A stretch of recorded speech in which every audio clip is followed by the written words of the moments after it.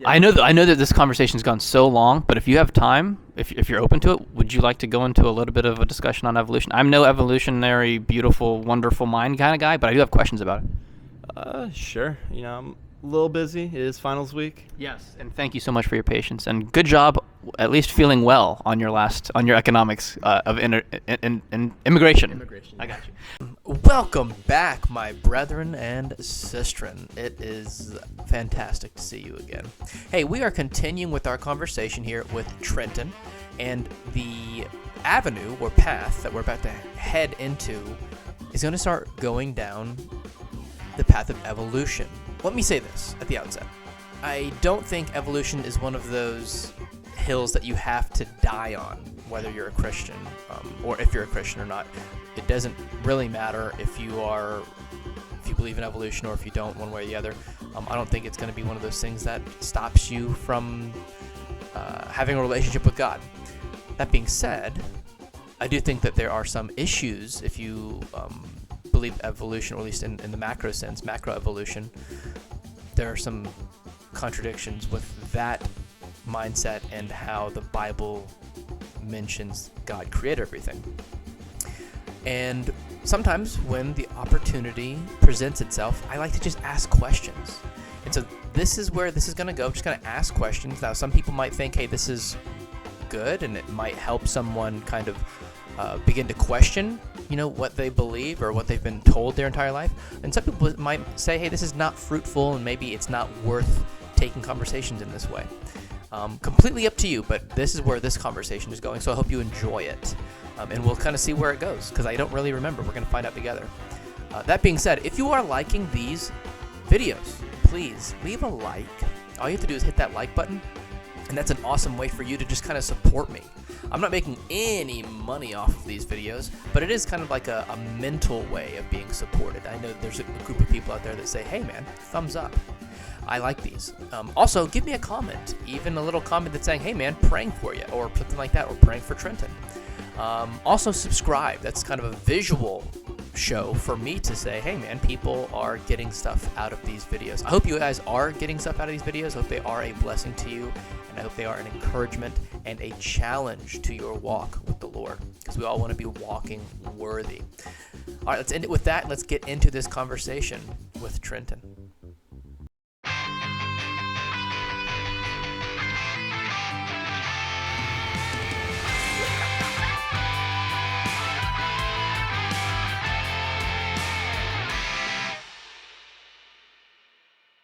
Okay, so let me ask you this.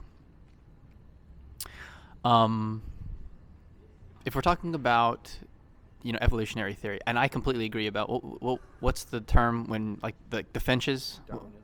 Yeah, no. You just said it. What was it? Survival of the fittest. Selective breeding. Yeah. Selective. Natural selection. Natural selection. Yeah, see, you said it first, and I'm just trying to jump on the wagon. Yeah, I completely agree with that. Let me ask you this. What do you think evolved first? Was it for organisms to have male or female? So, ironically enough, the first thing to evolve was just dust. So, what I believe as an accurate theory is, there were these little, like, underwater volcanoes that were spewing out a bunch of chemicals, but it got the right combination. Just the perfect or right amount of heat, chemicals, just whatever, and it created life. Somehow, although we've never seen that ever happen, but that somehow happened. Or we could have come from, like, ice from another planet that had life. I don't know. Right. But all I know is we're here. We came from a singular cell, that grew into a multi-cell, that grew into a fish, that grew into a lizard, that grew into a dinosaur, that grew into, I think, a chicken, ironically enough. And then the Ice Age, and here we are. Right. So yeah, that would be the common, explanation for evolutionary theory, right?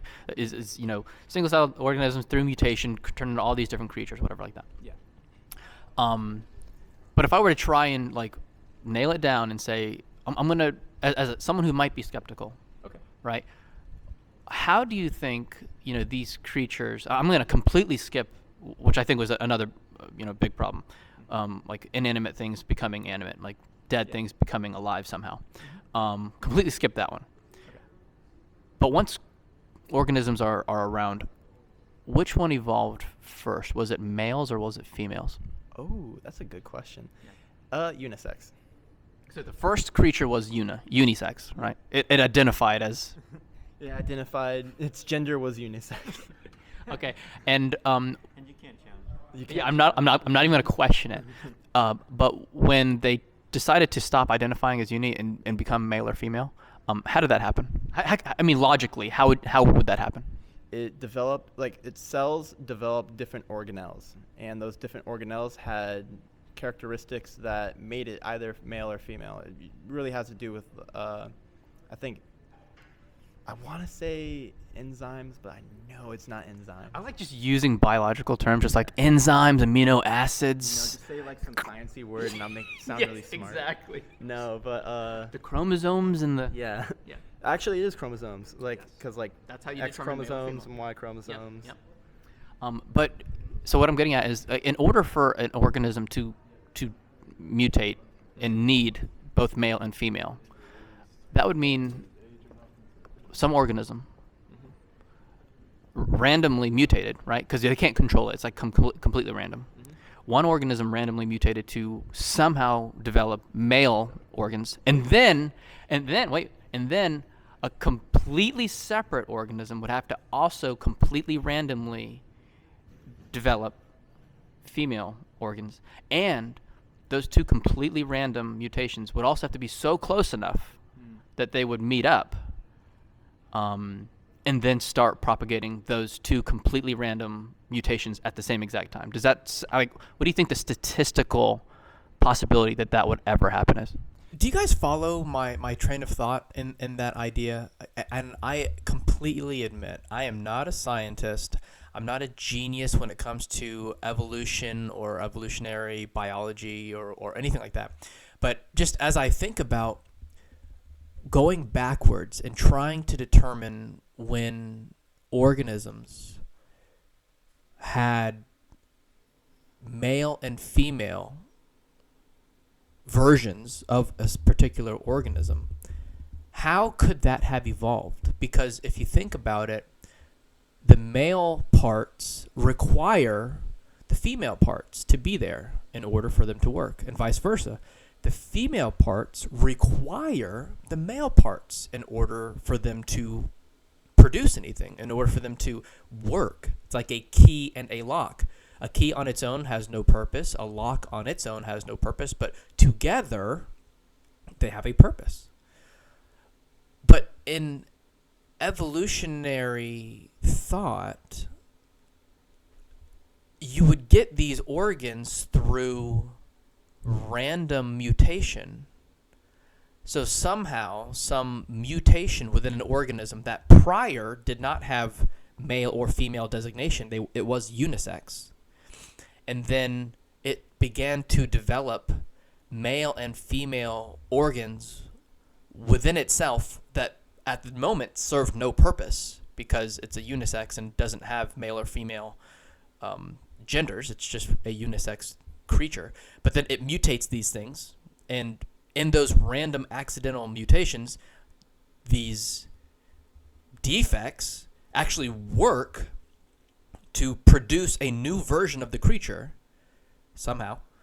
And then for it to actually further its genes, another creature, separate from itself, would have to also have male or female, and then they would somehow reproduce through these accidental random mutations. They would also have to be close enough. So if you have a population in the ocean of these organisms that do this, those two accidental random mutations would have to occur in the same time period and within the same region or geography, so that the two creatures that completely randomly evolved these pieces are together, and then they use their accidental defects to actually procreate. And that's just one of these ideas where, like, there are some things, some mechanisms, biological mechanisms that we see in creatures nowadays that it's hard, or some people might even say impossible, to imagine how they could have evolved. Kind of like muscles and bones and tendons and ligaments. In creatures like humans and all mammals, we have muscles and bones and ligaments and tendons. All of these work together, and all of them are completely necessary for one another to work. They rely on one another. So then the idea would be, how could they accidentally mutate? Because again, evolution relies on mutation, like something that's actually wrong or different in the cell to produce something new that wasn't there before. So it's mutating. So then somehow in your genes, there's some mutation. Your genes are getting copied incorrectly, but in that mutation, it's causing you to create bones. Wow, that's amazing. You just created a bone through accidental mutation, right, through evolution. But your bone wouldn't have any purpose because you didn't at that same exact moment evolve ligaments and tendons and muscles, which actually make your bones do things. Without them, it's just kind of like a floating piece of hardened calcium. It's kind of sitting on in your body.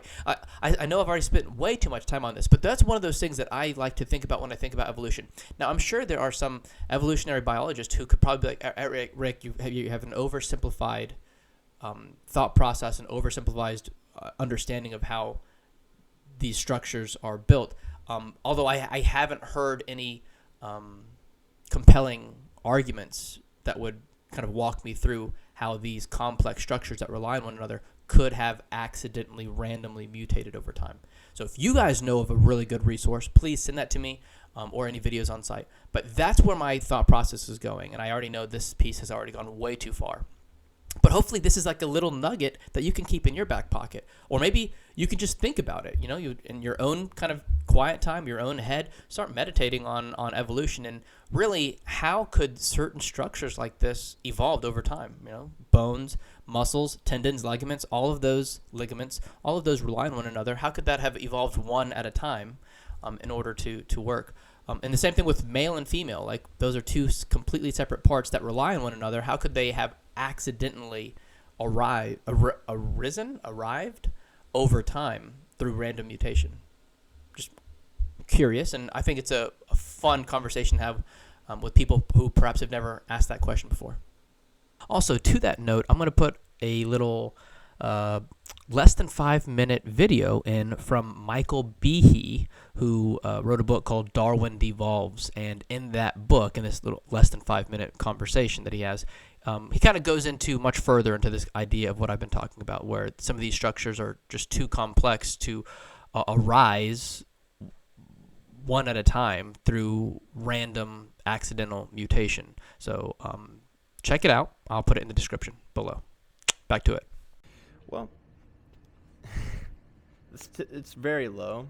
Like, this is why there isn't a lot of life out in the world, because the statistics are low, right, for what we know or what we're able to observe. Yeah. But I guess I want to start this off by answering which came first, the chicken or the egg. The egg, because when they wanted to give, chickens or like their ancient ancestor lizards wanted to give birth on land, they couldn't because they were used to like being born in the water. So that's why they're born in water, in the egg. And so that's where they developed the egg. So through a lot of trial and error, and this is where completely random. No, that's random genetic mutations, and the fact that there is males and females, astronomically unlikely, almost impossible. But the fact that there are males and females in a lot of species means that the amount of mutations that can come into existence accelerates a lot. Or maybe it's like common ancestor, right? If I were to give you that, then they could all come from a common ancestor. Yeah.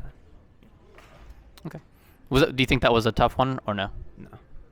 What do you think evolved first? Was it your muscles, your skeletons, your tendons, or your ligaments? Or would they all have to appear at the same exact time? Okay. Definitely my organs. Those develop first because for the single cell organisms, like you can even see it in like octopuses and like stuff, like they're mostly organs, skin being our biggest organ. Yep. And we're just a collection of that. Bones help keep us sturdy, but not necessary for all creatures. Yeah. But for creatures who do have a skeleton, where I was going with that is it seems as though there is a mechanism within these creatures who have skeletons that would have all had to show up all at the same exact time. Because if you just evolved skeleton without muscles to move it or ligaments and tendons to join it, So they all have to. it would just be a sack of bones that did nothing, right? But if you accidentally, through completely random chance, developed ligaments, but they're not attached to any bones, and it doesn't make any sense, or muscles that don't have any bones to move or attach to. Do you see where I'm going? Like, it seems like these things would all have to happen at Then the muscles to move the organs developed, and then the bones to protect the organs developed. So I feel like it did have there was a ladder. It didn't all just happen at the same time. That's absolutely impossible. not like the male and female thing. No. This works. But for this, there is, I think, an order in operations that has to go. I'm not really big into physiology or anatomy, so I can't really say for sure. So I guess that's my answer. Yeah. That was actually a pretty good answer, because typically I'd ask that, and I am like, those would have to show up at the same time. But I would agree with you that I don't think you necessarily need muscles. I mean, bones if you've got the muscles to somehow move. But I guess what are they attached to and what do they move? We don't have to go into it. But you see how someone who has at least is skeptic might be able to ask questions that seem logical, and they're like, hey, this doesn't seem to make sense. I'd really like to talk to somebody who could answer those. Because there are some things that I'm just like, I don't think statistically that could ever work, like the male and female thing, or non-life coming from, or life coming from non-life, or anything like that. Yeah. What's up, man? Forgive this interruption of your regularly scheduled witnessing encounter, but in this part, there was a guy who just kind of randomly showed up and was asking questions about what we were doing and if he could also join in the conversation. So, going to speed this part up and kind of continue. I gave him my card and said, "Hey, let's try and hook up," but never heard back. But yeah, so in terms of like that, we're just talking about, you could be a skeptic of evolution. I don't think I don't know. Do you think that those questions are like, hey, those are okay questions? I'm not like somebody's like, okay, he's a weirdo, and those questions make no sense. You know what's the difference between us and apes? Because apes can communicate through sign language. Mm-hmm. We ask questions. Okay. And that is what makes us so unique and so beautiful. And if you don't ask enough questions, what are you doing? You're not living the right life. So asking all these questions, very important. I But completely not agree. necessary. I don't need to know why I exist to know I need to do my homework. Well, with that being said, I think that's a good segue. Before we leave, do you have any questions for us before we let you go? And I think that's a perfect place for us to pause our conversation with Trenton. Let me know in the comment section what you guys think of this episode, this discussion. Do you think it's worthwhile and useful to bring in evolution in your conversation? Or do you think maybe more so it's probably a waste of time and you're just kind of moseying on and not kind of being useful with that? I want to know what you guys think. Also, if you guys have some really good resources that might either strengthen my question, my skepticism of evolution, or might be really good answers to my skeptical questions of evolution, please put those in the comments as well. While you're doing it, go ahead and take a look to see if you've liked this episode. If you haven't, I'm just going to ask you, do it. I said ask, but I really meant command. Do it, please. Also, subscribe, share these videos with other Christians, with your pastor, with your church, so that we can have an army of evangelists out there loving others and bringing the power of salvation to them. That is the gospel. I hope you guys are blessed. I hope you guys enjoyed this, and I hope you're all walking worthy. God bless.